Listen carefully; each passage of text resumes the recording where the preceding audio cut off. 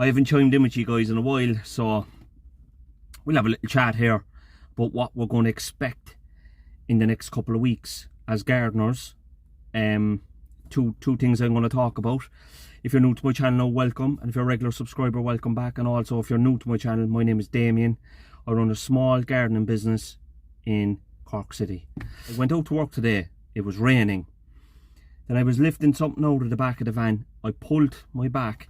Now I pulled the muscle in my lat, which then, as I was running out of breath, as you do, as you know, as a gardener, you'll be running out of breath a lot, running up and down steps and up over small walls and in and out gates and whatever, and jumping out the van. It was affecting my breathing, but as the day went on there, now it started to loosen up, but now it's after tightening up again since I drove the van, so I'm gonna have to get that looked at. But anyway, look, what I've been noticing there now, and this is for you gardeners out there now, new, and also for older gardeners, sharpening steel here now, guys. You know, we need to sharpen up because we've been off now for the last few weeks in terms of the phone mightn't have been hopping as fast.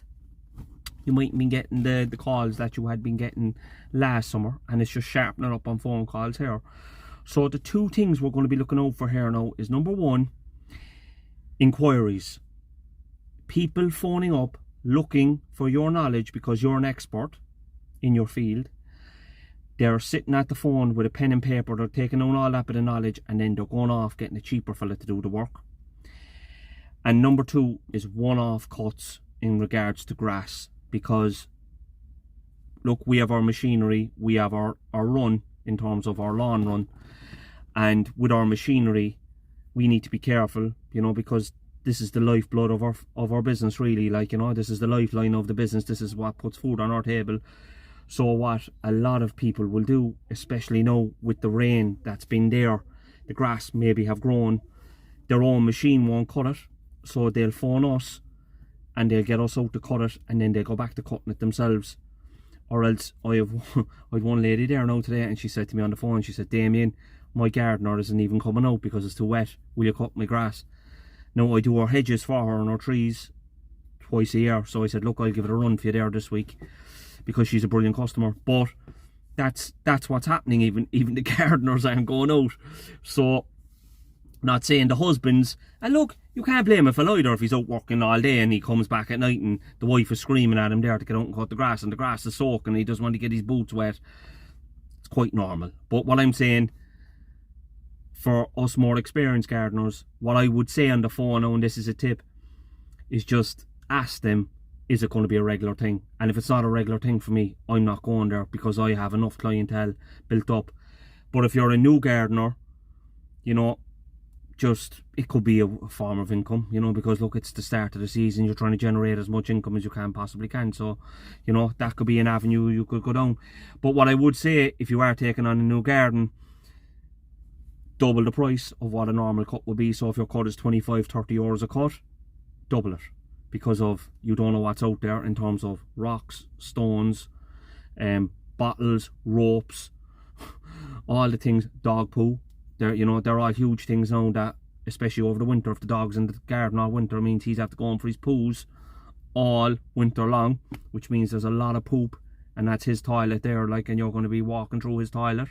That's a situation. And if a dog has parvo and you're, you know, touching your machine and cleaning the deck or whatever it is, or, you know, using a strimmer and it flies into your face, you know, that means you're getting parvo.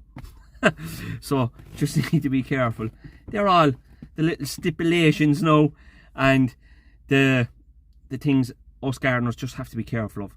So guys, I hope everyone is doing all right. And look, quickly now before I go, it's now April. It's coming to April. Maybe when I put this video out, it'll be in April. There's 6 months left. The clock has sprung forward now, so there's 6 months of the growing season left, which is April to October. This is our money making season, so use your time wisely here. There's going to be a lot of rain days in between. There could be a scorch. So the work that you take on and the hours that you're generating in your work, spend it wisely. After October, November, December is leaves and clean up. It's every man for himself then. It's weather permitted, really. Whatever you can get in them months is a bonus, but now is our money making season. So the real season is 6 months long. Now, pace yourself here, because it does fly, but you don't want to hit a burnout in August, which will happen to me one year, that I dreaded going back into the work again, because you know when August comes, the hedges come again in terms of the second cut of hedging starts again, and I just said to myself, I don't know, will I be able to get through till October? I physically couldn't. My wrists were after giving me trouble at the time. I was wearing bandages on my wrists, supports, my shoulder was giving me trouble, my neck, my back, don't even go there. And I even noticed there's a guy there now that I follow there on YouTube, the Tattoo Gardener. He's out injured at the moment with carpal tunnel muscle, and it's only start of the season for this guy, you know, and he's trying to get an income. And the second thing I seen there is a guy, he's going away getting a back operation, and it's only the start of the season. So it's very unfortunate. So mind yourselves, pace yourselves, and leave your comments below down in the description. I can't wait to hear from you all, and I hope everyone is doing well, guys. So I'll catch you all in the next one, and always remember this, guys, it's all under control.